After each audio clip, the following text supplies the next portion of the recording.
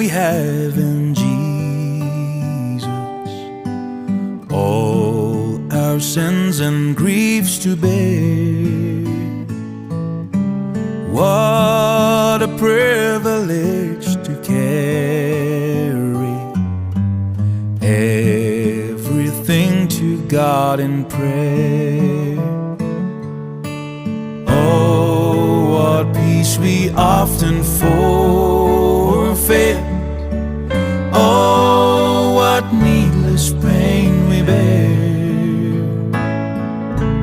All because we do not carry everything to God in prayer. Have we trials and temptation?